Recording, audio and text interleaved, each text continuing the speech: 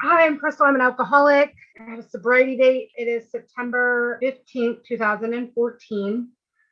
As of today, I have 2,816 days in a row of sobriety. For those who don't math well, that's like a little over 7.5 years.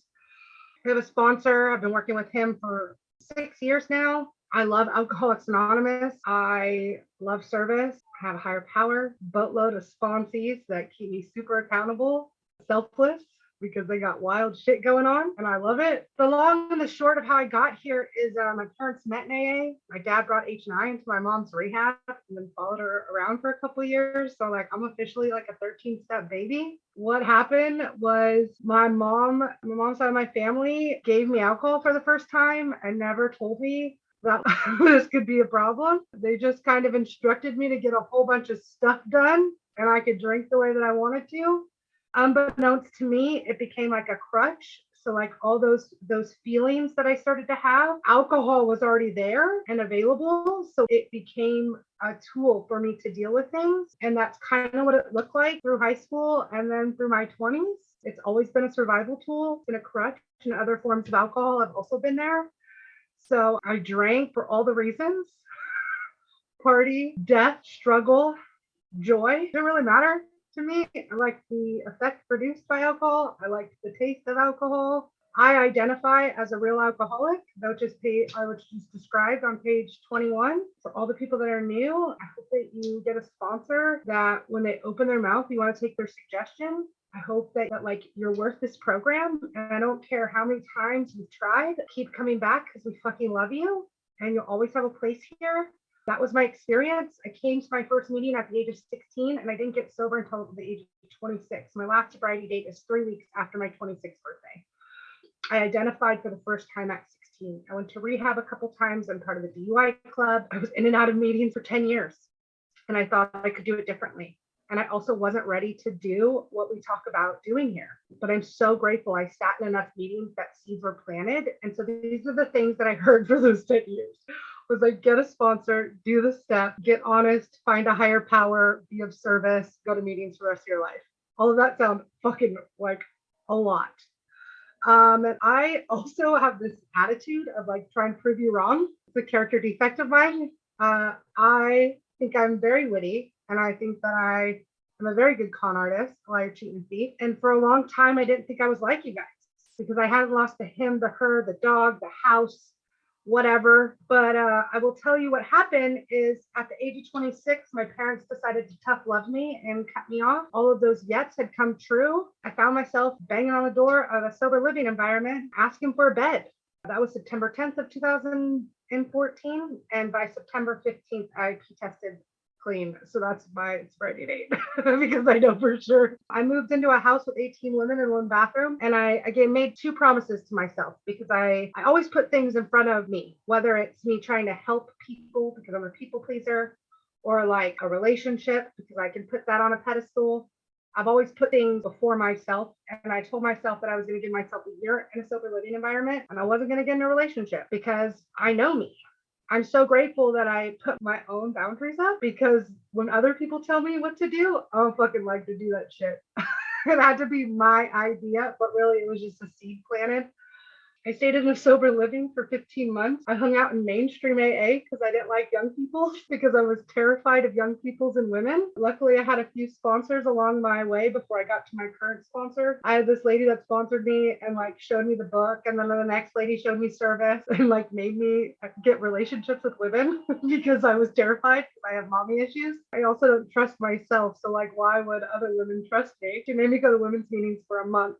But I tell you, I had a few sponsors because I did the 1, 2, 3 shuffle. Pretty much, I ended up meeting this guy who was like at this morning meeting on Sundays at like 8:15. Anytime he spoke, he opened the book and was so real that like I just cried. And I wanted what he had because he didn't bullshit. He didn't have his own agenda. He was like spiritually guided, and I wanted that so bad. And he's still my sponsor to this day. Him and his wife co-sponsored me for a while. And I'd come over on Thursdays and we'd hear Joe and Charlie's tapes. And I learned how to write a 4th step. And then I did a 5th step. And I will tell you, that was all at like 14 months sober. What happened was I joined a young people's committee. I wrote this fears list, and everything after I got honest about my fears list came true. So like I had to walk through that. And my biggest reservation was that if my dad died, I was going to drink the way that I wanted to drink, because my dad passed away with 34 years in this program.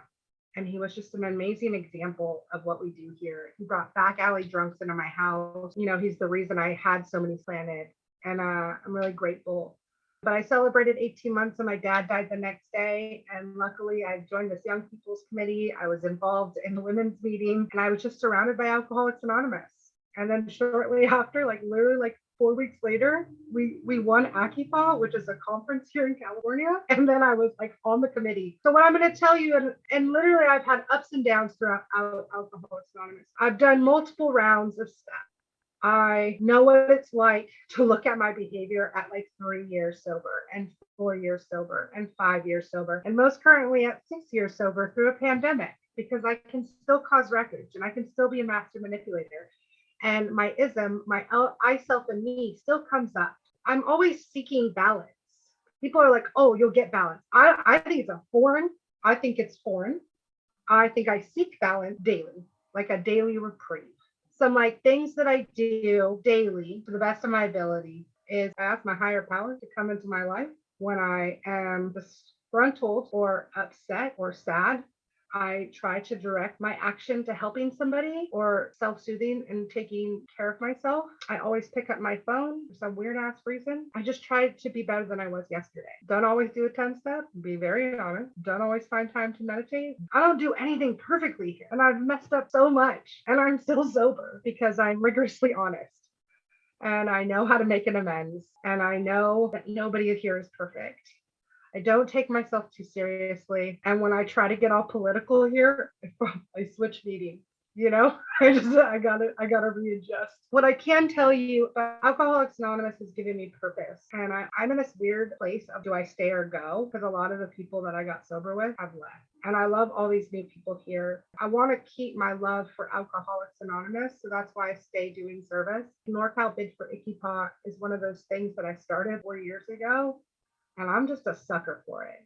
It keeps me in the middle. All my favorite people seem to either come and go on the committee. I've never even been to the International Conference of Young People, but I love bidding. I've hosted multiple young people's conferences, and I love young people's, and I love being the change that I want to see here, because I want everybody to know that they have a place here, and it takes a while to find your tribe. It's okay to switch tribes. It's okay to not be everyone's friend. I hope that you're kind to them, but you don't have to be everyone's friend. And I hope that you give this thing a shot. If nobody has told you that they love you, I love you. If you need somebody to talk to, I'll give you my phone number. You don't have to do anything alone. And the committee does quiet down. So that is my hope for you. And yeah, I hope that you have a sponsor. Oh, this is the other thing. Treat yourself to a fucking round of steps. Please do it. Like if you're feeling a little like whether you're new, old, whatever, the steps for me have always brought in growth and change. And you have to get uncomfortable here to get comfortable with yourself.